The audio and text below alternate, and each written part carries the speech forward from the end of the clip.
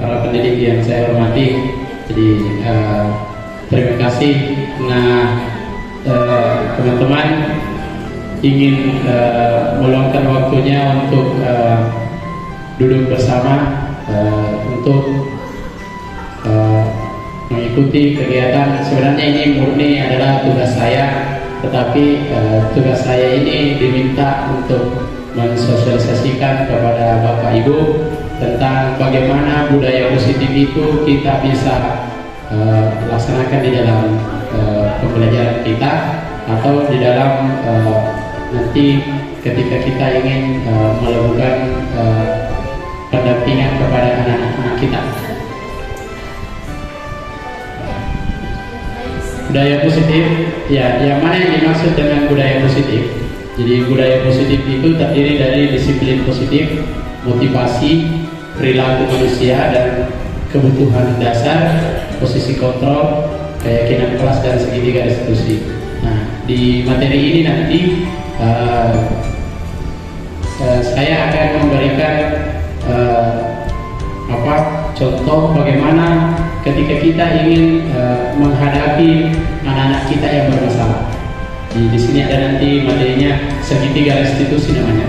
Jadi selama saya mengikuti kegiatan guru penggerak, ada banyak pemikiran-pemikiran yang luar biasa yang saya dapatkan, terutama dalam hal menghadapi anak didik kita. Dulu ketika saya dihadapkan dengan siswa bermasalah, itu emosi saya langsung meningkat, apalagi kalau anak-anak yang berkelahi. Tapi semenjak saya dapatkan materi tentang budaya positif, di dalam pemikiran saya itu langsung ditekan, langsung diarahkan ke budaya positif, bagaimana menghadapi siswa. Nah, sebagai satu contoh, saya sudah pernah melaksanakan yang ini, segitiga institusi. Ada anak walinya Pak Pendi Gunawan yang masuk sekali dalam seminggu, minggu depan lagi baru masuk, atau masuk 2 kali, hilang 3 hari. Nah, saya mencoba menerapkan metode segitiga institusi kepada siswa tersebut, dan saya sangat bersyukur karena tidak pernah semenjak itu saya tidak pernah bisa dia tidak masuk dalam kelas. Walaupun ketika masuk di dalam kelas mungkin hanya duduk diam saja, tetapi setidaknya kita selaku pendidik bersyukur bahwa anak itu sudah mau pergi ke sekolah. Jadi, dan masih banyak siswa-siswa kita yang butuh pendampingan seperti itu. Sebagai contoh, anak walinya Bu Minardi yang pemain bola, anak walinya Bondir Andi Widiani, anak walinya Bondir Tati, dan masih banyak. Saya kira harapan saya setelah materi ini nanti, mari kita sama-sama mendampingi siswa kita supaya mereka bisa semangat kembali belajar. Nah, adapun nanti dia tidak mau belajar di dalam kelas, ada lagi nanti saya akan berbagi lagi bagaimana triknya supaya dia akan selalu mau masuk di dalam kelas. Gitu. Jadi ini adalah beberapa materi yang harus saya sampaikan. Kemudian, jadi seorang guru itu diibaratkan sebagai seorang petani, di mana seorang petani itu memiliki peran penting untuk menjadikan tanamannya tumbuh subur.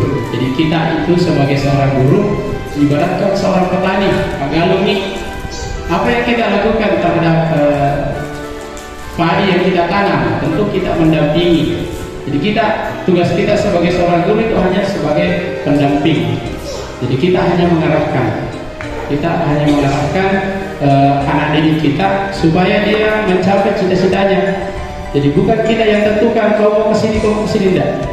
Nah, di sini juga saya dapatkan bahwa siswa yang terlahir itu, siswa yang lahir itu masing-masing memiliki keunikan, sehingga kita tidak bisa menyamakan semua konsep bahwa si A harus bisa matematika, si B harus bisa matematika. Nah, dari konsep itu nanti muncul yang namanya pembelajaran berdiferensiasi. Ketika kita nanti akan memberikan pembelajaran diferensiasi, kita harus melihat siswa ini mau diarahkan kemana. Jadi kita tinggal mengarahkan saja. Ya, dari situ tidak akan muncul di pemikiran kita bahwa saya mau mendiskredit anak ini. Kita hanya mengarahkan. Jadi seperti itu konsepnya, Jadi mari kita mempelajari konsepnya dulu. Adapun nanti bagaimana penerapannya, mari kita sama-sama belajar. Jadi di sini dikatakan bahwa seorang guru dibalikkan seorang petani yang menjadikan tanamannya tumbuh subur. Anda akan memastikan bahwa tanah tempat tumbuhnya tanaman adalah tanah yang cocok untuk ditanami. Jadi tanah yang masuk di sini adalah sekolah. Jadi pastikan bahwa sekolah kita ini adalah incaran dari seluruh siswa-siswa yang ada di luar sana. Sehingga mereka berlomba-lomba mau masuk ke sini dan jangan sampai ketika masuk di sini apa yang mereka pikirkan itu menjadi sesuatu yang tidak seperti yang mereka bayangkan ketika mau masuk ke sini. Jadi seperti itu. Nah, kita ambil contoh perbandingannya dengan hidup tumbuh-tumbuhan seorang petani. Jadi dalam hakikatnya sama kewajibannya dengan seorang pendidik yang menanam padi misalnya, hanya dapat menuntun tumbuhnya padi. Jadi seorang petani itu hanya mampu menuntun, mendampingi. Jadi mendampingi padi itu sampai dia tumbuh dan berbuah. Nah, ia dapat memperbaiki. Jadi dia hanya dapat memperbaiki kondisi tanah, memelihara tanaman padi, memberi pupuk dan air, membasmi ulat-ulat atau jamur yang mengganggu hidup tanaman padi. Jadi guru itu dibaratkan petaninya. Jadi dia hanya menuntun. Jadi kita hanya mampu menggarap bagaimana supaya padinya, tanahnya itu tumbuh subur. Jadi tanah itu dibaratkan sekolah kita. Bagaimana kita menciptakan kondisi di sekolah kita sehingga anak-anak merasa nyaman. Kemudian setelah mereka merasa nyaman, dia akan selalu betah di sekolah. Maka kita tinggal menuntunnya, memeliharanya. Bagaimana supaya dia bisa selalu ingin berada di dalam lingkungan sekolah itu, seperti itu. Nah, tentu caranya ya memberi apa yang mereka inginkan. Jadi sebagai contoh memberi pupuk. Apa yang mereka inginkan, kita beri apa yang mereka inginkan. Oh, dia hobi main bola, silakan berikan pembelajaran yang mumpuni tentang bola. Nah, tentu kalau hobinya main bola dikasih bola pasti tidak mau lari dari tempat itu gitu. Nah, jadi memang banyak rintangan yang harus kita hadapi. Makanya saya selalu mengatakan mari kita sama-sama.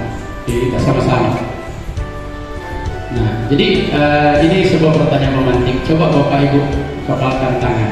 Bayangkan dalam tangan Anda sesuatu yang berharga. Mintalah bantuan untuk membuka tangan Anda. Jadi minta bantuan temannya. Jadi ketika contoh ketika saya kepalkan tangan saya begini, saya suruh Bu Salina bukai, tentu semua konsekuensinya harus saya tanggung. Jadi saya punya kewenangan untuk mempertahankan ini. Jadi itu sebagai contoh. Jadi siapakah yang mengendalikan supaya kepalan tangan saya selalu tetap tertutup seperti dia? Tentu saya sendiri. Jadi itu sebagai sebuah gambaran bagaimana siswa kita ke depan. Jadi kita akan selalu mempertahankan siswa kita supaya dia selalu berada di dalam genggaman kita, seperti itu. Nah, ini adalah konsepnya.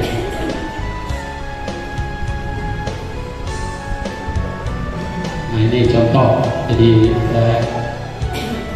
yang biasanya kita lakukan kebutuhan kita sama. Nah, sekarang yang kita harus pikirkan adalah ternyata kita memiliki kebutuhan yang berbeda-beda. Nah, semua orang melihat hal yang sama. Misalnya kita menganggap siswa kita di dalam satu kelas itu sama, ternyata siswa kita di dalam satu kelas itu berbeda pada dasarnya, karena mereka tumbuh dan besar dari lingkungan yang berbeda-beda. Jadi di situ jadi gambaran kita harusnya seperti itu. Jadi yang dulunya kalau kita mengatakan kita mencoba mengubah orang agar berpandangan sama dengan kita, nah coba kita pelan-pelan rubah. Kita berusaha memahami pandangan orang lain tentang dunia. Jadi kita akan selalu berusaha bagaimana mengubah pandangan orang lain.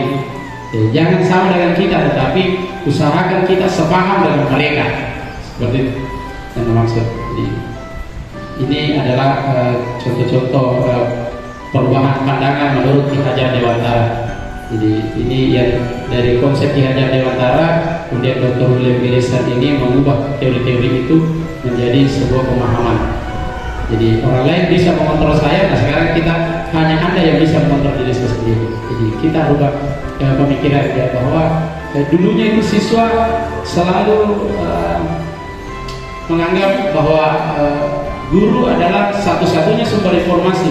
Nah sekarang dengan pemahaman budaya kontrol, sekarang guru bukan satu-satunya sumber informasi. Jadi banyak informasi yang lain yang bisa didapat dari kita. Jadi ketika mereka mampu, maka dia akan mendapatkan sumber-sumber informasi yang lain. Jadi dari situ pandangan kita bisa berubah tentang siswa, dan mereka akan berubah dengan sendirinya. Jadi kemudian ada ini pemaksaan, ada pada saat rujukan gagal, kemudian kolaborasi. Jadi dulunya kita selalu memaksakan kehendak kita kepada siswa kita bahwa kau harus seperti ini, kau harus bisa seperti ini. Nah sekarang coba kita berkolaborasi dan menciptakan pilihan-pilihan baru. Kita tanya kepada siswa kita, apakah anak-anakku bisa? Jadi kita tanya dulu, jangan langsung mengatakan, kau harus seperti ini. Nah kita coba rubah itu, kita coba rubah, apakah kau bisa? Nah sama dengan tadi pagi waktu personil pengirim bendera 01 karena sakit tangannya tidak bisa, saya mencoba membujuk. Saya tanya, adakah yang mau secara ikhlas? Ternyata tidak ada. Nah, saya mencoba lagi teori yang lain. Coba siapa yang biasa lakukan. Nah, saya mencoba mendekati dengan perasaan sebagai seorang teman, bukan lagi seorang guru. Jadi saya mencoba mendekati. Nah, jadi saya bukan temanmu, saya bukan gurumu, saya ini adalah pendamping, teman, sahabat. Coba, bisa, pasti kok bisa. Akhirnya mereka mau. Walaupun awalnya mungkin sakit hati atau kecewa karena temannya tidak mau, tapi saya lihat ekspresinya setelah melaksanakan tugasnya dengan baik, setelah saya memberikan support dengan baik, akhirnya semangatnya kembali, dan benar dia sudah mampu melaksanakan tugasnya sesuai apa yang kita inginkan.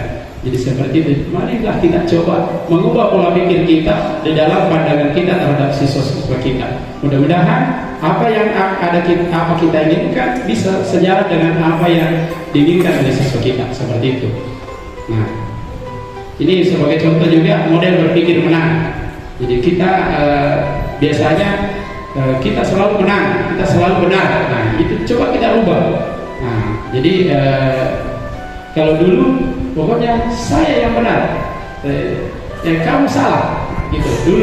Dulu banyak yang seperti itu. Nah sekarang coba kita rubah pola pikirnya dari model berpikir menang-menang. Saya menang, Anda juga menang. Ketika kita sama-sama sepakat untuk melaksanakan hal yang sama, tentu dua-duanya sudah menang. Itu pola pikirnya.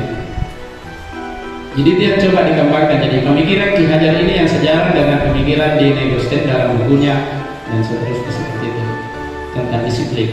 Nah, di dalam budaya kita makna disiplin dimaknai dengan menjadi sesuatu yang dilakukan seseorang pada orang lain untuk mendapatkan kepatuhan. Nah, kita cenderung menghubungkan kata disiplin dengan ketidaknyamanan. Jadi biasanya itu kita mencoba memaknai apa itu disiplin dengan mengikuti segala aturan yang ada. Nah, nanti pola pikir itu coba kita geser sedikit sehingga kita sama-sama melaksanakan hal yang sama. Nanti kita lihat bagaimana aturannya. Nah ini nanti materi-materi yang coba saya ingin paparkan tentang bagaimana membuat visi budaya positif, bagaimana membuat visi kita. Jadi yang pertama yang harus kita lakukan nanti adalah apa visi kita sebenarnya menjadi seorang guru, gitu. Apa tujuan kita menjadi seorang guru? Apa yang ingin kita capai? Nah, ketika visi itu sudah ada, apa yang ingin kita capai ya, kemudian kita coba pelan-pelan jalankan bagaimana. Kemudian dari motivasi internalnya, kemudian kita kenali potensi diri dan kekuatan kita, kemudian kita kenali potensi siswa kita. Kemudian nanti saya akan memberikan juga bagaimana mencoba mengenali siswa. Jadi terkadang kita menemukan siswa yang selalu ngantuk di dalam sekolah, di dalam kelas. Terkadang kita menemukan siswa yang selalu dicolek-colek sehingga berkelahi. Nah, itu yang mencoba nanti kita coba dekati. Ternyata siswa ini butuh perhatian misalnya di rumahnya tidak pernah disentuh hatinya oleh orang tuanya, sehingga ketika sampai di sekolah itu yang terjadi. Nah, dia butuh perhatian. Nah, coba kalau itu kita dekati, ya pasti berubah. Dan beberapa saya sudah coba di sini, ya saya sangat bersyukur ketika pemikiran-pemikiran yang seperti ini saya coba terapkan, maka anak-anak itu akan berubah dengan sendirinya. Ya, sama tadi yang pelaksana upacara, dia katakan begitu memang kalau anak manis. Ya, saya coba katakan memang semua siswa yang ada di sini adalah anak manis saya, sehingga apa yang saya katakan mereka akan mengikuti seperti itu. Jadi namanya 5 kebutuhan dasar. Kemudian bagaimana peran seorang guru dalam mengontrol, manajer, memantau, ada juga nanti sebagai penghukum. Ternyata dari materi ini kemarin saya sadar, oh selama ini saya sebagai seorang guru hanya berposisi sebagai penghukum terus, tidak pernah jadi manajer, tidak pernah sebagai teman. Ternyata ketika kita rubah itu, kita geser sedikit itu dari posisi penghukum menjadi posisi teman, itu jauh lebih hidup dengan siswa. Jadi siswa akan selalu berani bercanda dengan kita. Siswa itu tidak pernah takut sama kita. Akhirnya apa yang dia unek-uneknya dia keluarkan semua. Akhirnya kita tahu, oh ini anak butuhnya begini. Nah, dari situlah jalan kita nanti masuk untuk berubah. Kemudian nilai keyakinan dan kebajikan. Nah, disiplin perlu dikaitkan dengan stimulus respon, teori kontrol, dan 3 motivasi manusia. Jadi stimulus respon itu adalah bagaimana dia berpikir refleksif atau tidak dipaksa. Kemudian dia bisa berpikir humanis atau kolaboratif.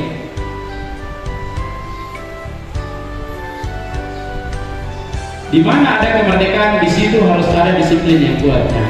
Ki Hajar Dewantara mengatakan, untuk mencapai kemerdekaan atau dalam konteks pendidikan kita saat ini, untuk menciptakan murid yang merdeka, syarat utamanya adalah harus ada disiplin yang kuat. Memang disiplin itu adalah fondasinya, tetapi bagaimana mengarahkan disiplin itu sampai kepada cita-citanya?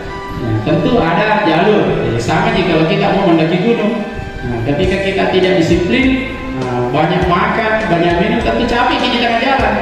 Nah, tapi ketika kita disiplin, biasanya sebelum kita mendaki tentu kita diwanti-wanti, jangan terlalu banyak minum, jangan terlalu banyak makan karena nanti capek.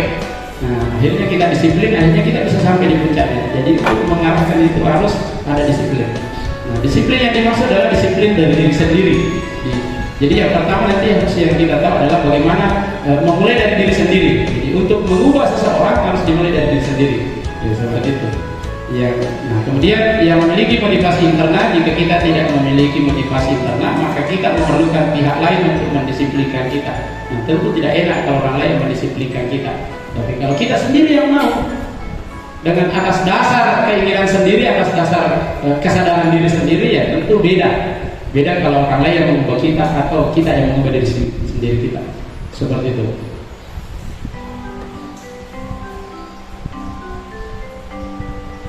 Disiplin diri dapat membuat seseorang menggali potensinya menuju kepada sebuah tujuan mulia. Jadi sesuatu yang dihargai dan bermakna. Dengan kata lain, disiplin diri juga mempelajari bagaimana cara kita mengontrol diri dan bagaimana menguasai diri untuk memilih tindakan-tindakan yang mengacu pada nilai-nilai yang kita hargai agar tercapai tujuan mulia yang diinginkan.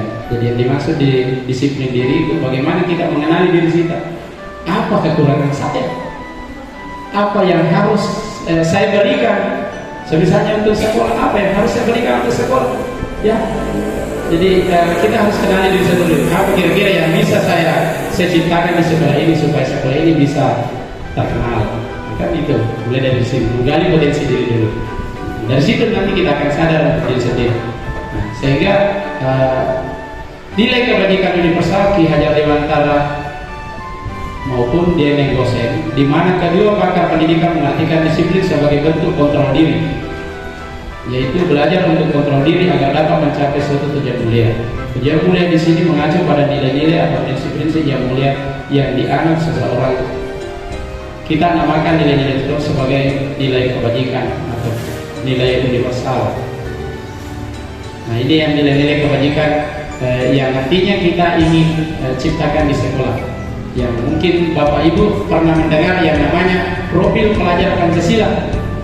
Yang banyak sekali digaungkan di medsos itu profil pelajar Pancasila. Inilah nantinya yang akan kita tuju, yang akan kita capai. Jadi profil pelajar fantasi yang pertama, beriman dan bertakwa kepada Tuhan Yang Maha Esa. Jadi harapan kita, siswa kita itu harus beriman dan bertakwa. Jadi maunya kita seperti itu. Nah, untuk mencapai itu tentu dimulai dari diri sendiri. Jadi kita dulu nanti yang memulai, ya. Kemudian berakhlak mulia. Nah, selanjutnya mandiri. Ya, mana yang dimaksud mandiri? Ya, siswa kita mampu berpikir, memikirkan dirinya sendiri, kemudian mampu mengambil tindakan-tindakan tanpa harus selalu didampingi oleh gurunya. Nah, kemudian bernalar kritis. Jadi, siswa itu harapan kita adalah siswa itu bisa kritis. Jadi bukan lagi apa yang kita berikan itu toh yang diambil, tetapi dia harus bisa bertanya balik. Ya, jangan sampai yang selama ini kalau siswa kita bertanya, kita marah-marah, apa itu kau banyak sekali pertanyaanmu. Nah, seharusnya kita kalau pikir, oh ini anak ternyata kritis, banyak hal yang dia mau tahu, sehingga dia harus bertanya balik. Itu yang dimaksud penalaran kritis. Kemudian berkebinekaan global, jadi artinya dia mampu menguasai dunia secara global. Kemudian bergotong royong. Nah, ini yang saya sampaikan tadi pagi, bergotong royong, kerjasama. Kemudian kreatif. Jadi kreatif, kita tahu semua bahwa sekarang dunia pendidikan itu disentuh dengan IT. Jangan sampai siswa tak lebih kreatif dengan kita. Makanya kita harus mulai dari diri kita, harus kita dulu yang tahu. Ya, jadi bagaimana caranya? Ya, minimal apa yang nanti diceritakan siswa, kita juga tahu. Jangan sampai apa yang diceritakan siswa, ada itu masa nanti upahani dengan koi kelingin. Ya, minimal kita tahu. Ya, misalnya kemarin saya mencoba menerapkan bagaimana teknik persentase. Jadi dulu itu kalau kita persentase suruh tampil di depan membawa karton manila yang sudah terisi dari hasil kesimpulan hasil diskusinya. Sekarang coba siswa itu kita arahkan atau kita dorong untuk membuat persentase dalam bentuk capcuk. Sekira siswa tak kreatif sama membuat status dengan video capcuk, dengan video TikTok, tidak apa-apa. Dalam konsep pembelajaran, jadi coba, kemarin saya tanya, coba itu hasil diskusimu nanti kau tuangkan dalam bentuk video pendek, bisa TikTok, bisa capcuk atau sebagainya. Nanti video itu kirim ke saya. Nanti kita presentasikan, jadi anak tampil di depan, presentasikan ini. Ya. Nah, ada yang bertanya, Pak, apakah saya harus yang bercerita di dalam? Saya bilang, boleh bercerita di dalam, boleh tidak. Boleh tulisan saja, ambil template, karena saya juga pernah buka itu capcuk. Karena saya tidak mau diceritakan, akhirnya saya download itu capcuk. Oh, ternyata bisa di template-nya orang diambil, kemudian kita ganti-ganti di situ. Nah, bisa juga buat sendiri. Jadi tergantung kreativitas. Jadi di sini anak-anak nanti diminta untuk kreatif, ya seperti itu. Jadi inilah nilai-nilai kebajikan. Ini sama semua yang lain, yang hampir berbeda. Nah, mari kita tanyakan ke diri kita sendiri, bagaimana kita berperilaku, mengapa kita melakukan segala sesuatu. Apakah kita melakukan sesuatu karena adanya dorongan dari lingkungan, atau apakah ada dorongan yang lain? Terkadang kita melakukan sesuatu karena kita menghindari rasa sakit atau ketidaknyamanan. Terkadang juga kita melakukan sesuatu untuk mendapatkan apa yang kita mau. Nah, Diego Gosen dalam bukunya Restructuring School mengatakan ada 3 motivasi berperilaku manusia. Jadi terkadang kita menemukan siswa kita berperilaku, dia nanti mau, misalnya kalau disuruh, nah coba ambilkan kak dulu itu nak. Ada yang biasa, oh saya bapak. Atau ada juga yang mengatakan, tidak mau ke saya. Terkadang itu, nah inilah karakter. Nah, terkadang itu siswa ada yang selalu mau disuruh karena dia cari muka di depan gurunya. Ada juga yang mau nanti dia kerja tugasnya kalau dikasih hukuman. Ada yang begitu. Ada juga yang mau karena mendapatkan imbalan. Karena saya mendengar, nak coba ambilkan kagak itu, agak nasa seru aku lo kamale. Nah, berarti ini anak nanti dia mau kalau dikasih imbalan. Nah, itu semua yang harus kita pelajari. Dari situlah nanti dasar kita untuk memberikan tugas kepada siswa kita. Jadi dari situ kita harus pelajari sama dulu itu bagaimana siswa kita berperilaku jadi kesehariannya. Nah, seperti itu. Jadi ada yang berperilaku untuk menghindari ketidaknyamanan, biasa hanya kena jalan tugasnya karena tidak mau dihukum. Atau mungkin kan kita kalau kita kasih tugas sesuatu selalu kalau tidak ada tugasnya jalan bebek. Ini tuh waktu siswa mengerjakan karena takut dihukum. Akhirnya kerjanya asal jadi. Karena biasa contohnya boleh hukum isi matu. Nah, itu contoh jadi nanti kita mau pelajari semua itu bagaimana mengubahnya supaya dia sendiri tergugah hatinya untuk melakukan itu. Jadi seperti itu. Kemudian ada juga yang mendapatkan imbalan atau penghargaan dari orang lain. Nah, biasa selalu mau tampil di depan karena mau dikasih aplaus. Nah, berarti selalu mau dikasih aplaus berarti ada penghargaan. Selalu mau dipuja-puja. Acap aja masa ya kan begitu. Nah, selalu tampil depan. Itu berarti siswa itu dia mau melakukan sesuatunya karena ada imbalan. Kemudian yang ketiga, ada siswa yang ingin melakukan sesuatu untuk menjadi orang yang mereka inginkan dan menghargai diri sendiri dengan nilai-nilai yang mereka percaya. Nah, itu yang kita inginkan. Mereka melakukan sesuatu karena memang dari kemauannya, karena memang dari niatnya dia mau, bukan karena penghargaan atau bukan karena takut dihukum, karena memang kesadaran dirinya yang ada.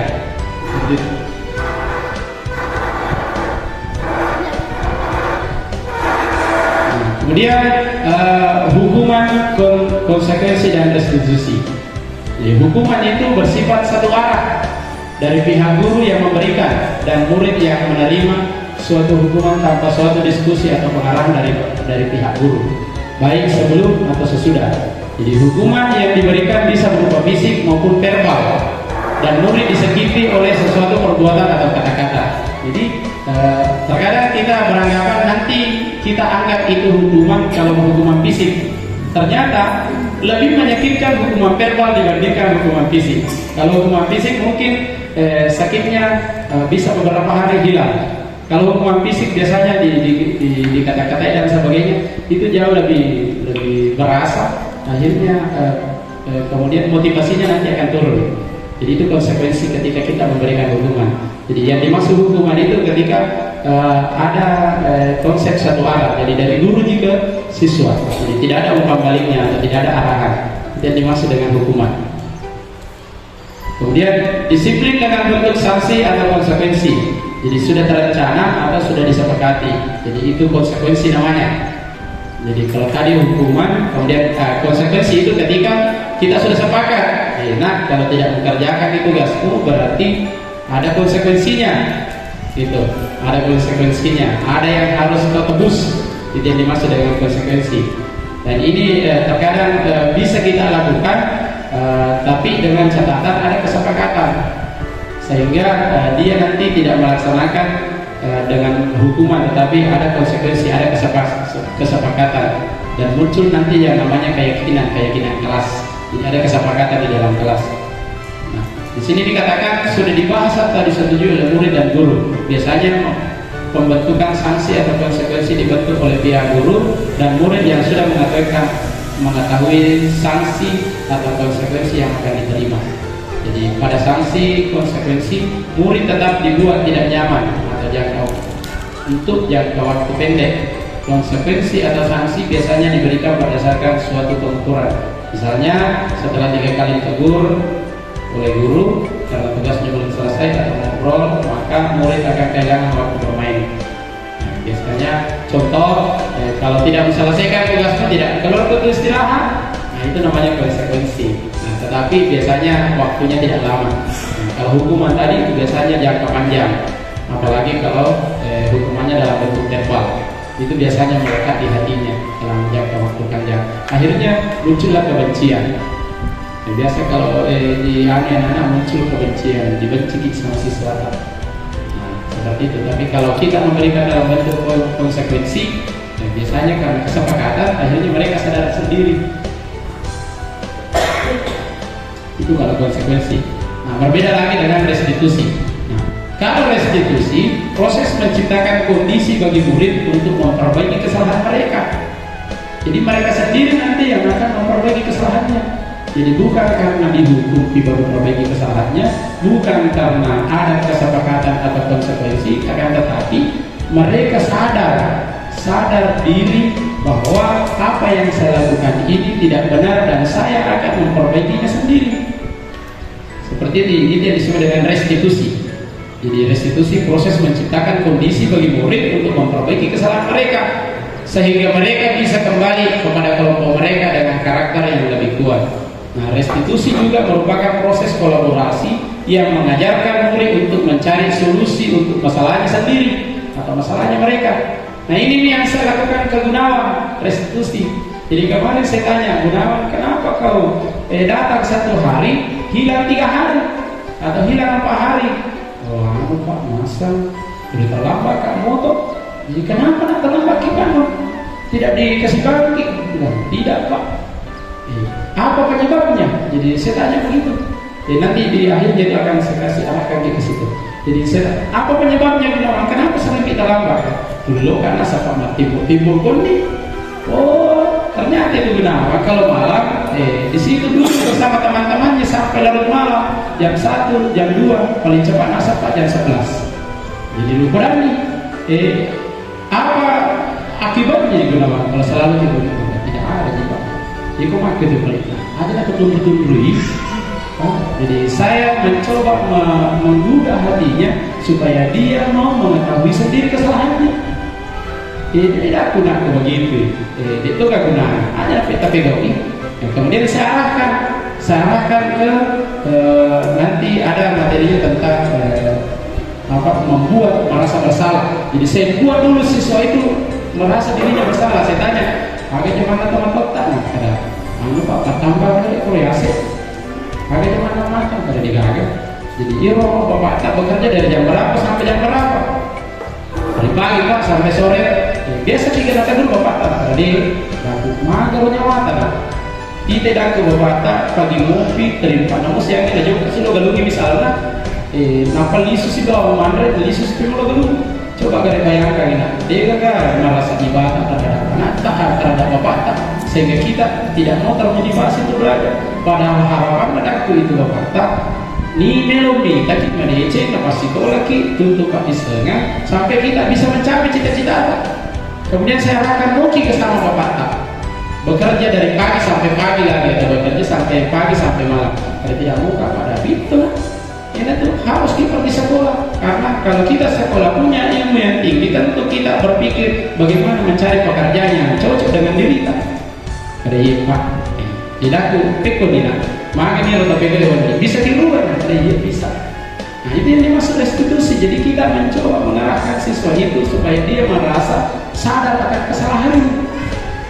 Didampingi begitu. Jadi yang dimaksud restitusi Bapak Ibu. Nah sampai saat ini ada kasus ini, contoh kasus IPA kurang menguasai pelajaran matematika, mohon maaf matematika.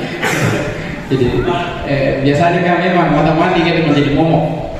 Itu yang menjadi motivasi dari saya bahwa matematika IPA bukan pelajaran yang susah, harus menyenangkan. Jadi contoh kasus Pak Halkam, mohon maaf.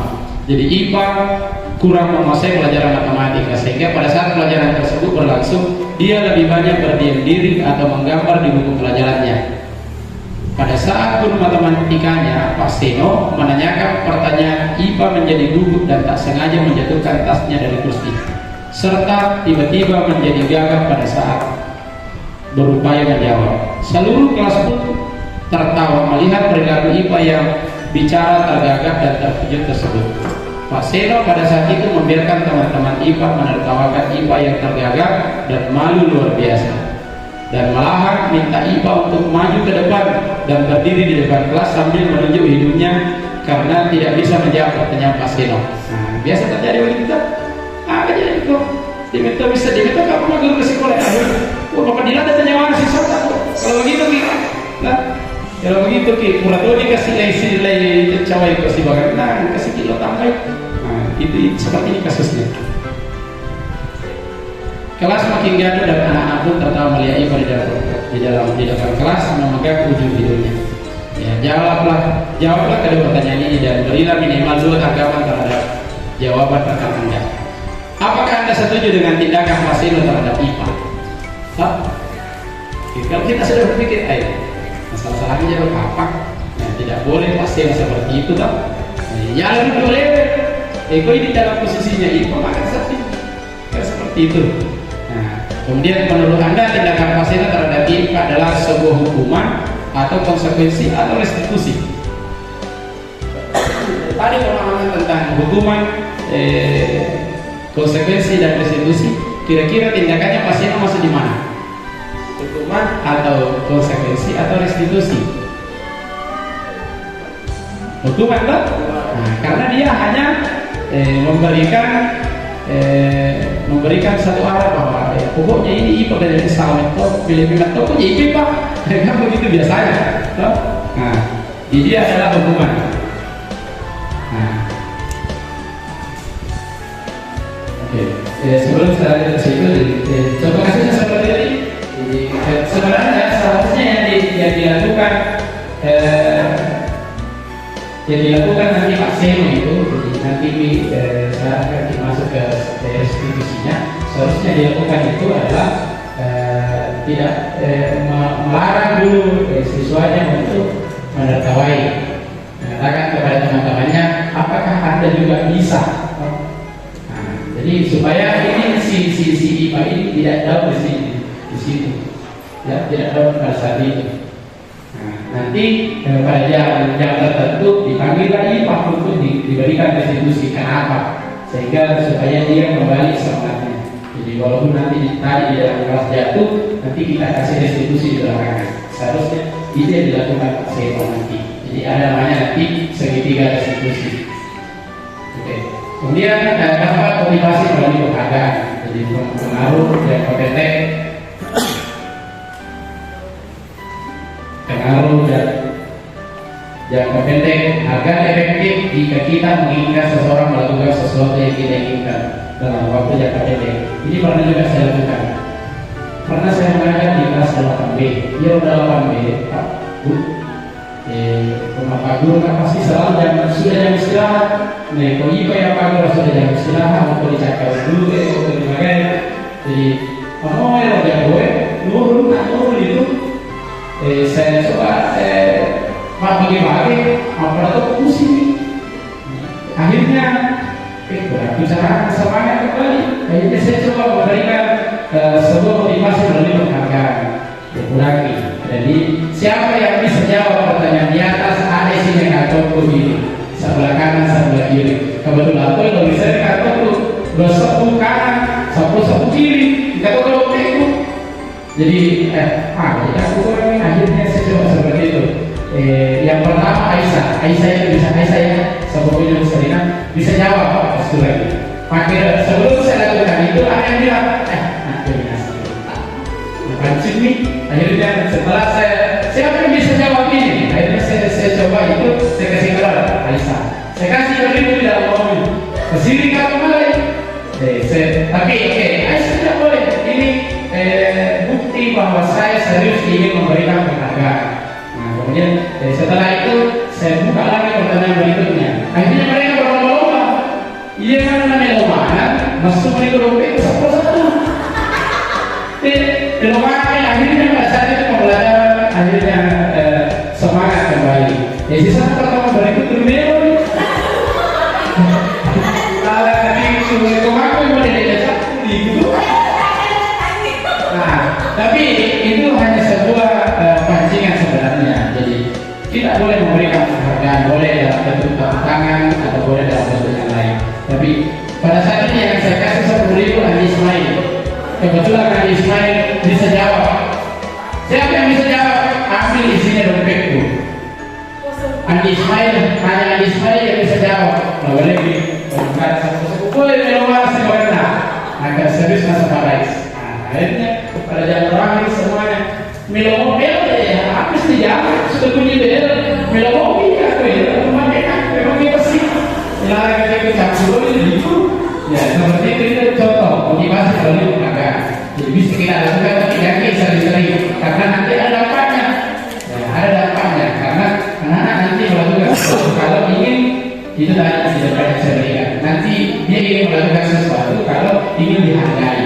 Jadi itu dampaknya. Itu hanya pemicu sebenarnya. Kalau siswanya lagi tidak semangatnya. Jadi di sini jadi penghargaan efektif jika kita menginginkan seseorang melakukan sesuatu yang kita inginkan dalam jangka waktu pendek. Email waktu dia tidak semangat kemudian masa berapa dia pembagian pokoknya ada apa lagi dia berseni atau dia ceramah bagaimana dia ini bukan saya tidak tahu nah nurul situ ada Aisyah ada Fadila gimana kalau dia berseni itu saya coba pancing akhirnya saya mau pakai lagi apa kalau saya mau pakai nggak seperti itu. Nah jika kita menggunakan penghargaan lagi dan lagi maka pada tersebut akan bergantung. Nah itu tadi yang saya maksud pada penghargaan yang diberikan serta kehilangan motivasi dari dalam. Jadi itu hanya tidak boleh kita sering lakukan tapi sesekali saja. Nah, kemudian penghargaan tidak efektif jika saya mengharapkan sesuatu penghargaan dan tidak mendapatkannya maka saya akan kecewa serta kemungkinan lain kali saya tidak akan berusaha sekeras itu. Ini kelemahannya ini penghargaan biasanya dunia penghargaan akhirnya yang lain tidak boleh belajar, itu kelemahannya. Jangan sampai kalau mengajar kasih penghargaan dengan saya boleh jangan terima penghargaannya akhirnya ya kuliah besok itu kelemahannya penghargaan. Makanya ketika kita memberikan penghargaan harus juga menyeluruh. Jadi jangan tidak itu tidak semangat. Dia coba akan ke situ supaya dia semangat. Seperti itu.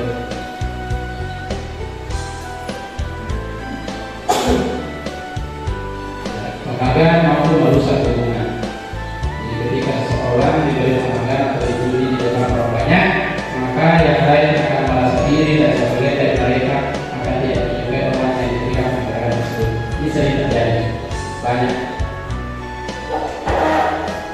Jadi penghargaan mengurangi kecepatan share.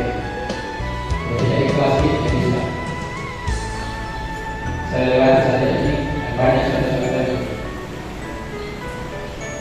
Penghargaan bersifat menghukum. Mereka yang tidak mendapatkan penghargaan misalnya dalam sistem ranking, mereka yang mendapatkan ranking itu akan merasa paling dihukum. Ya maksudnya itu kemudian dia ranking maka dia sendiri tidak bisa. Sebenarnya itu adalah sebuah hukuman. Makanya rankingnya yang lain sementara yang lain sebenarnya itu tidak boleh dilakukan. Tetapi nanti kita lihat di mana sisi baiknya dan di mana sisi positifnya.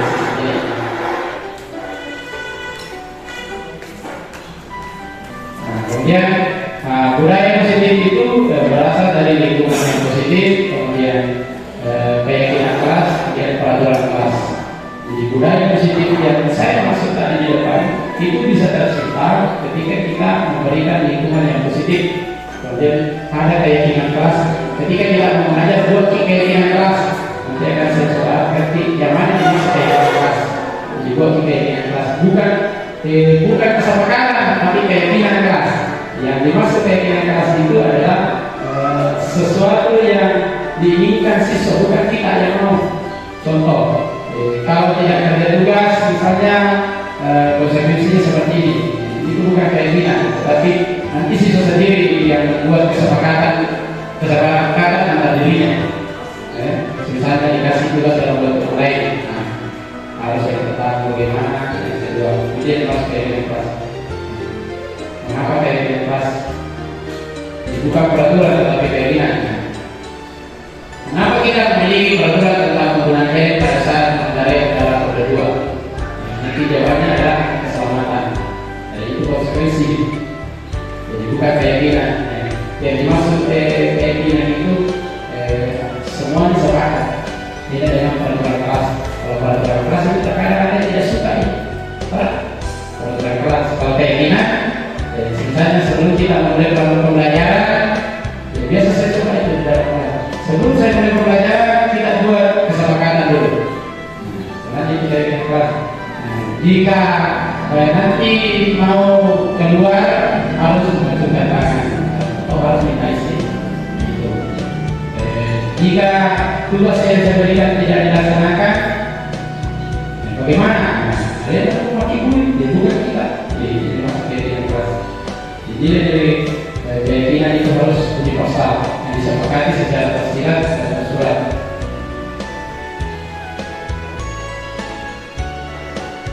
Keyakinan kelas bersifat lebih abstrak daripada peraturan yang terdiri secara konkret. Keyakinan kelas berkop pernyataan terhadap besar. Contoh ini, hormat. Kami meyakini bahwa sangat penting untuk menghormati semua orang. Contohnya, keyakinan kelas itu contohnya pada saat belajar dimohon untuk semuanya tidak ribut.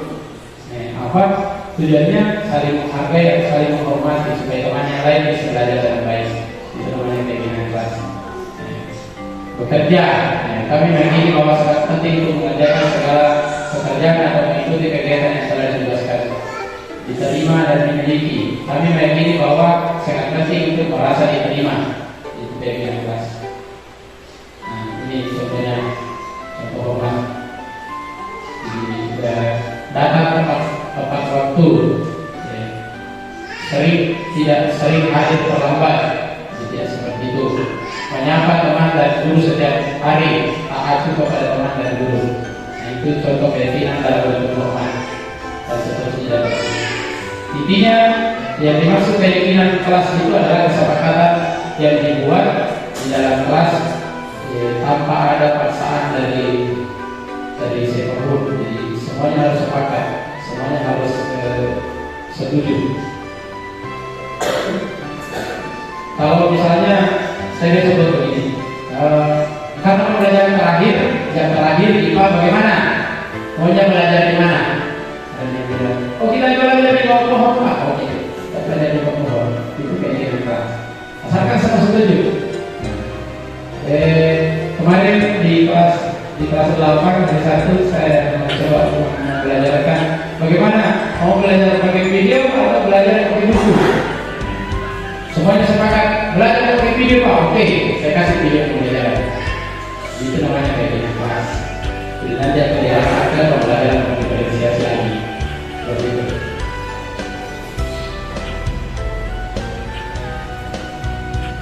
Nah ini juga penting. Kebutuhan dasar manusia.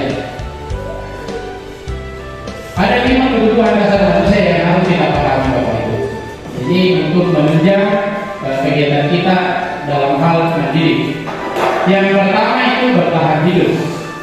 Ya, terkadang kita melihat ada seseorang memang untuk bertahan hidup, dia mau melakukan sesuatunya asalkan dia mau bertahan hidup. Biasanya itu ada siswa jarang masuk sekolah. Biasanya ketika kita ini mau masuk sekolah, padahal kita belum tahu sebenarnya apa tujuannya. Dia tidak sering ke sekolah. Kebiasaan.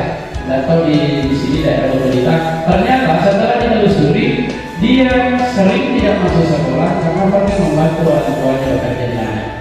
Itu artinya bertahan hidup. Bagaimana caranya dia mau pergi sekolah sedangkan yang membawa ke sekolah kesehariannya itu untuk makan dan minum saja itu tidak cukup. Jadi dia harus bertahan hidup, dia harus pergi berkebun dan sebagainya membantu orang tuanya.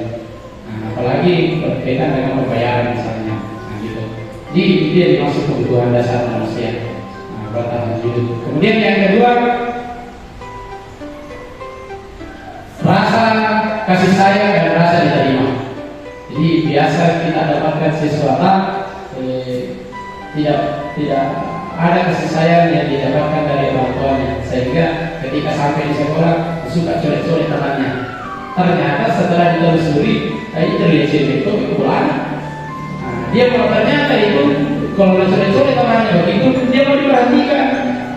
Nah, dia mau diterus-terus jadi begitu lah, tidak boleh begitu. Akhirnya muncullah rasa karena perhatikan biasa itu cari muka di rumah. Faktor banyak ya, dari banyak sekali itu. Kemudian yang ketiga adalah penguasaan atau kebutuhan pengakuan atas kemampuannya. Biasa yang berprestasi. Kebutuhan ini berhubungan dengan kekuatan untuk mencapai sesuatu.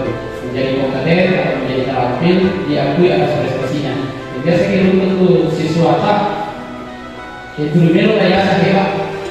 Nah, salah kasih kalian sih pak jago jago akhirnya buka diri. Nah, ternyata dia selalu melampir karena selalu mau dikatakan hebat, selalu mau dikatakan jago. Dan itu jadi masa gitu. Dia orang mau dikontrol, jadi dia mau cari muka dulu ke gurunya supaya dia mau dikatakan hebat. Nah, padahal biasa-biasa yang lain juga bisa tapi karena dia selalu mau cari muka mau dikatakan hebat, akhirnya dia melakukan tindakan yang tidak disukai seperti itu. Itu yang dimaksud kebutuhan akan berdasar penguasaan. Kemudian ada kebutuhan akan kebebasan. Jadi kebutuhan akan kebebasan atau tidak. Kebutuhan untuk bebas adalah kebutuhan untuk mandiri, otonomi, memiliki ikhtiar dan mampu mengendalikan hal itu. Anak-anak dengan kebutuhan kebebasan yang tinggi menginginkan pilihan. Mereka perlu banyak bergerak, suka mencoba-coba, tidak selalu terpengaruh orang lain dan senang mencoba hal baru. Dia tidak mau mengikat. Biasa tuh karena waktu dalam kelas saya mengakurin dulu melo juga macamnya. Ada juga macam mau kakurin. Jadi akhirnya itu motivasinya dulu. Ternyata setelah ditelusuri ditanya baik-baik, kenapa ini? Oh itu tuh macam-macam yang semua. Oh ternyata dia sukanya belajar bebas. Nah, yang seperti ini biasanya kita kasih pembelajaran juga ada kebebasan, ya. Atau kita biasanya kalau 9A nanti ikram itu yang utama apa itu apa lagi kamusnya? Kenapa sih kamusnya ada? Minta berapa? Masih kamu ki? Laku suka belajar pakai musik, buku Jepang. Kami itu masuk aku, misalnya tak musik. Semua sekarang masuk, aku pakai, bawa ke gesek, kalau musik lah. Nanti mendengar musik, ini itu masalah. Karena kalau mendengar musik tergantung teman yang tidak suka. Jadi solusi bawa ke gesek. Dia saya belajar itu pakai dengar-dengarkan lagu begitu. Nah itu yang dimaksud kebebasan. Dia mau belajar dengan kebebasannya seperti itu. Dan ini kasihkan apa kan? Kalau bukan jadi kan pengen ngomong kan? Berarti siswa itu tidak suka ya seperti itu. Itulah nanti yang harus kita tahu. Kemudian kebutuhan dasar apa yang ketiga kesenangan. Yang terakhir kesenangan. Kebutuhan akan kesenangan adalah kebutuhan untuk mencari kesenangan, bermain dan tertawa. Bayangkan hidup tanpa kenikmatan apapun, betapa menjadikan geser menghubungkan kebutuhan akan kesenangan dan belajar. Mereka juga bisa berkonsentrasi tinggi saat mengerjakan hal yang disenangi. Mereka suka bermain, suka mengoleksi barang, suka bergurau, suka melusu dan sebagainya. Ini contohnya biasanya kita anak biasa memuji ikut pembelajaran bermain, biasa ya ke aplikasi game yang melakukan itu. Dari ini pertanyaan pembelajaran makro ini, pada ini ganggu di sekolah. Ternyata anak-anak suka belajar bermain. Itu harus kita tahu semua nanti kebutuhan dasar apa yang dimiliki oleh siswa. Jadi kalau ada siswa saat mengajar bermasalah lain atau mengganggu ya itu boleh berkata ciri kepada dia bapak ciri katanya dulu maka ini boleh boleh makro pagi kita boleh digabungkan sebentar maunya yang bagaimana coba kita memberikan pembelajaran yang sesuai dengan apa yang diinginkan. Siapa tahu melo pilih anak-anak karena terjadi. Siapa tahu melo dielus-elus baru mau. Ya, akhirnya saya jadi pendiri memang tugasnya luar biasa. Nah ini contoh kasus ini. Nah, kemudian 5 posisi kontrol. Nah ini yang penting. Setelah kita tahu apa kebutuhan dasarnya, kita akan menjadi pengontrol. 5 posisi kontrol yang harus kita ketahui dalam menghadapi siswa. Jadi 5 posisi kontrol itu yang pertama ada penghukum. Yang pertama yang ini penghukum. Kemudian ada pembuat merasa bersalah. Tadi saya sudah utarakan sedikit. Ada bertindak sebagai teman, ada bertindak sebagai pemantau, dan ada bertindak sebagai manajer. Coba kita lihat ini. Penghukum. Seorang penghukum bisa menggunakan hukuman fisik atau hukuman verbal. Orang-orang yang menjalankan posisi penghukum senantiasa mengatakan bahwa sekolah memerlukan sistem atau alat yang dapat lebih menekan murid-murid lebih dalam lagi. Guru yang menerapkan posisi penghukum biasanya berkata, patuhi aturan saya, kata awas. Nah, ya, berarti penghukum ini biasanya saat kalau betul materi dapat materi saat, karena dia terbiasa siswa penghukum. Saya tidak sadar. Pokoknya kau harus begini, pokoknya nak ada pokoknya. Pokoknya. Nah gitu. Nah kemudian kamu selalu saja salah. Biasa itu salah itu berarti ada dalam hukumnya seperti itu maksudnya. Jadi selalu pasti selalu yang terakhir kurikulum ya silakan laksanakan ikut kurikulum. Nah berarti Anda menghukum secara verbal siswa tersebut. Itu. Dia guru seperti ini senantiasa percaya hanya ada satu cara dalam pembelajaran bisa berhasil itu cara dia. Ini nanti akan kita dulu lakukan. Jadi kita coba ya, coba dulu bagaimana benar berhasil. Nah kemudian pembuat rasa bersalah. Nah, pada posisi ini biasanya guru akan bersuara lebih lembut, kasih biasanya. Contoh-contoh bahwa guru itu dalam posisi membuat rasa bersalah. Jadi membuat rasa bersalah akan menggunakan keheningan yang membuat orang lain merasa tidak nyaman. Bersalah atau tidak rendah diri. Kata-kata yang keluar dengan lembut akan seperti ibu sangat kecewa sama kamu. Ibu sangat kecewa sekali dengan kamu. Berapa kali bapak harus memberitahu kami ya? Ya, masih kamu bisa masalah saya. Jadi kau pas bulan itu, maaf.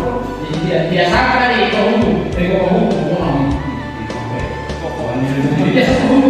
kalau merasa bersalah, seolah-olah kita itu membuka hatinya siswa. Pada itu siswa merasa salah kasih, sadarkan diri nantinya. Gimana coba kalau orang tua kamu tahu kamu terbuat seperti ini? Jadi siswa itu diseakan-akan dihadapkan dengan sebuah kesalahan. Dibuat bahwa dia merasa bersalah dengan apa yang dia lakukan. Harapannya nanti dia akan sadar akan dirinya dan dia mau menyadari kesalahannya dan nanti dia akan menyadari kesalahannya dan mau merubah kesalahannya seperti itu. Nah kemudian yang ketiga posisi kontrol teman. Ya, ini yang sekarang yang saya terapkan. Ya.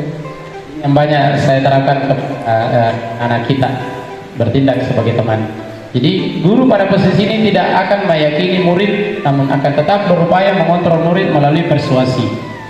Jadi posisi teman pada guru bisa negatif atau positif.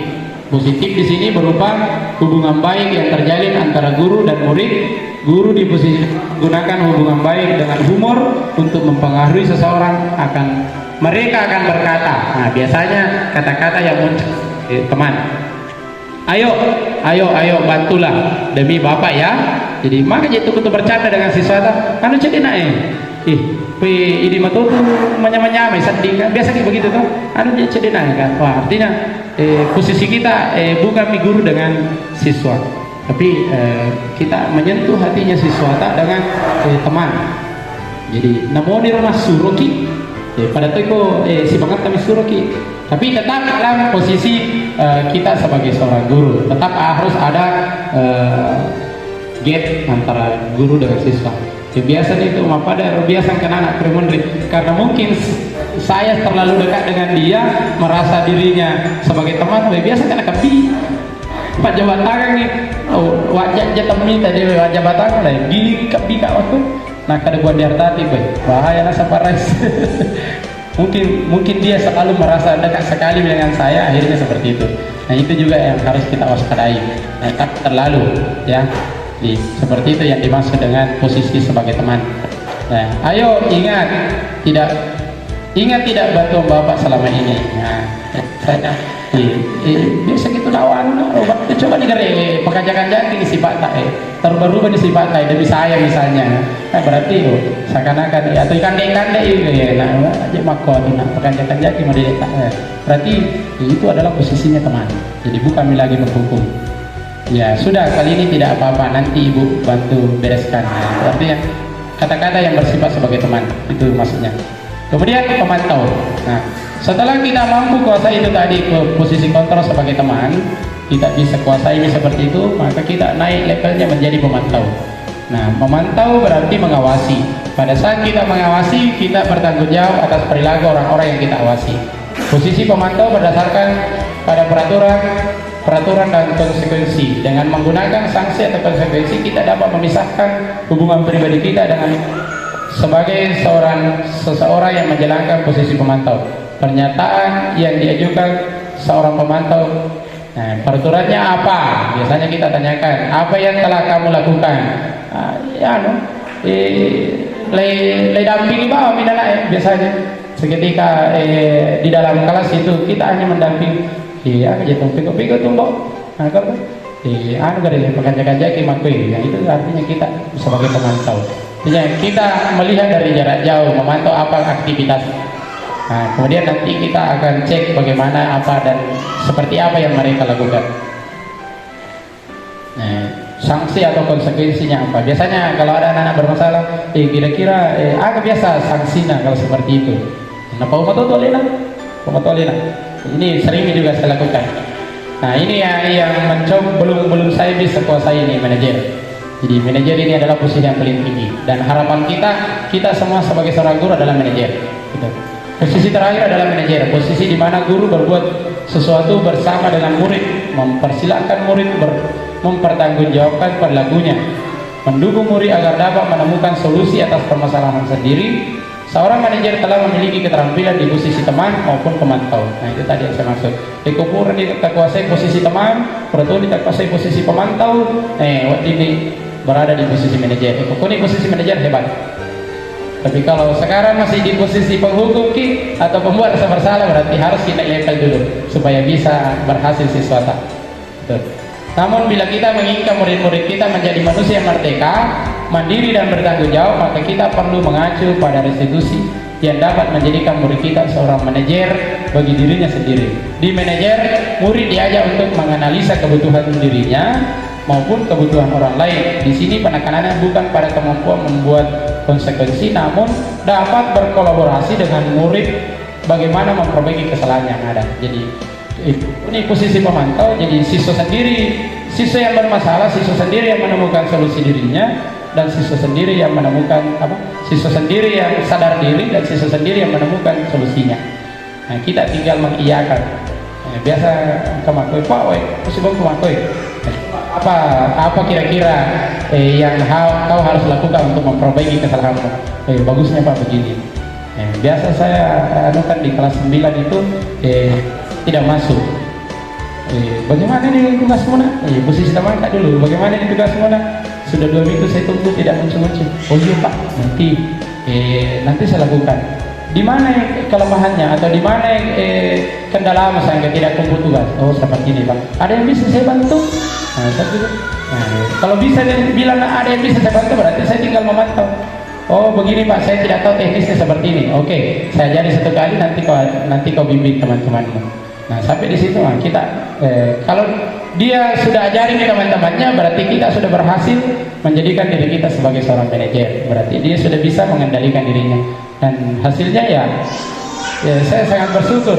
Ketika saya memberikan tugas, mungkin minggu pertama terkendala, ketika saya dampingi minggu kedua sudah lebih dari 50% masuk. Seperti itu. Dan pasti ya kita percaya pasti ada yang tidak masuk, yang tidak bisa masuk. Nah itulah yang harus kita berikan nanti restitusi ketika ada yang bermasalah. Nah, kita harus temukan masalahnya. Nah kemudian materi yang terakhir adalah segitiga restitusi. Setelah Anda mengetahui tentang apa itu restitusi, tentunya Anda ingin mengetahui bagaimana cara melakukannya. Nah tadi kita sudah ketahui yang mana dibilang restitusi. Nah, dalam segitiga restitusi ada 3 langkah yang harus kita kuasai, yang harus kita lakukan untuk sampai pada konsep segitiga restitusi. Yang pertama, menstabilkan identitas. Jadi menstabilkan identitas, jadi kita semua akan melakukan hal terbaik yang kita lakukan. Jadi yang dimaksud menstabilkan identitas, yang dimaksud dengan menstabilkan identitas itu ketika kita mendapatkan masalah, jadi anak-anak yang bermasalah kita hadapi, kita tanya-tanya, kita cairkan dulu suasananya, kita kembalikan motivasinya, kita kembalikan motivasi anak-anak itu, sehingga dia tidak, yang tadi cuma nangis mungkin, kayak berkelahi tuh, dia mungkin menangis atau marah-marah, kita normalkan dulu, kita kembalikan nyawanya, kita kembalikan anunya supaya dia bisa normal kembali perasaannya. Nah, setelah itu baru kita validasi tindakan yang salah. Apa yang dimaksud validasi tindakan yang salah? Yang dimaksud validasi tindakan yang salah yaitu bagaimana mengarahkan siswa yang bermasalah tadi untuk mengetahui bahwa apa yang dia lakukan itu salah.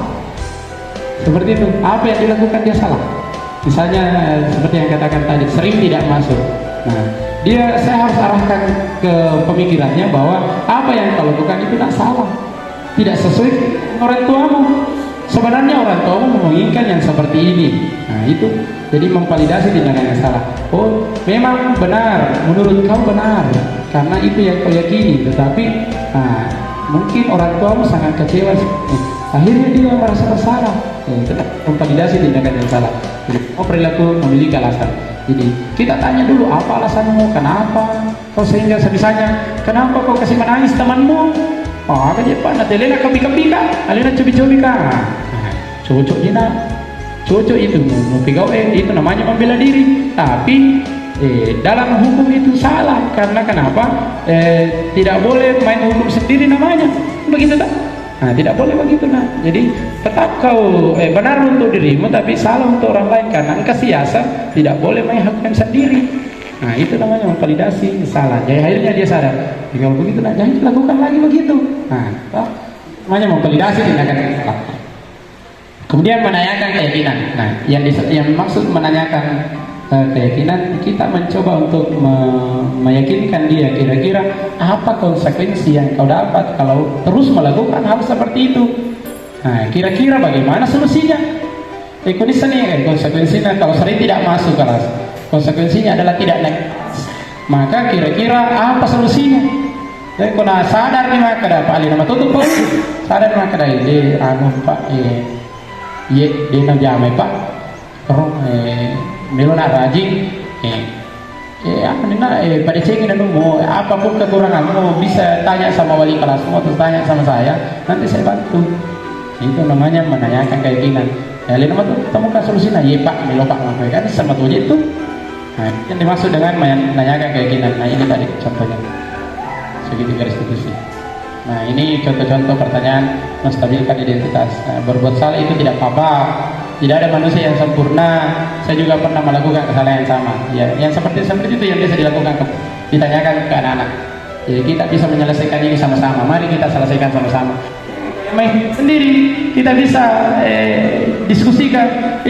Biasa ya kau bilang, ke masalah corona, tahui supaya tidak muncul masalah baru. Ke masalah makor, tak pedang ini guru tak korma cawe, tak pedang ni. Nah jatuh sendiri mana ya Pak? Nah, karena itu undang-undang, main hakim sendiri senang. Nah begitu. Nah, kemudian stabilkan identitas, kemudian validasi tindakan yang salah. Nah, ini. Padahal kamu bisa tadi melakukannya lebih buruk daripada itu. Kamu pasti punya alasan mengapa kamu melakukan hal itu. Karena ini karena alasanmu. Biarkan dulu dia membela diri toh. Kemudian keyakinan kelas. Nah, apa yang kita percaya sebagai kelas atau keluarga. Kira-kira apa akibatnya kalau seperti itu? Seperti itu. Oke, Bapak Ibu, saya kira itu tadi beberapa materi yang saya bisa tawarkan, bisa berikan kepada teman-teman. Mudah-mudahan apa yang saya berikan ada yang bisa diambil dan kita sama-sama membangun sekolah kita dengan konsep pembelajaran yang memerdekakan siswa, dengan konsep pembelajaran yang berpihak kepada murid. Jadi konsep Ki Hajar Dewantara itu berpihak kepada murid. Jadi pokoknya ada kata itu biasa maka ada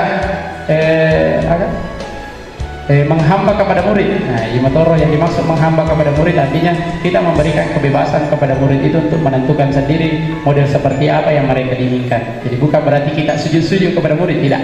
Itu konsep yang salah. Ya. Menghamba kepada murid atau berpihak kepada murid. Jadi pembelajaran yang kita lakukan di dalam kelas itu kita mencoba mengarahkan berpihak kepada murid. Semuanya karena murid. Jadi semuanya karena murid. Apa yang kita lakukan sebenarnya hanya untuk menuntun saja. Sekira itu Bapak Ibu, terima kasih atas kesempatan diberikan kepada saya untuk mensosialisasikan materi ini. Semoga apa yang saya bawakan hari ini ada manfaatnya. Kalaupun ada kekurangannya itu semata-mata dari saya. Sekian, Assalamualaikum warahmatullahi wabarakatuh.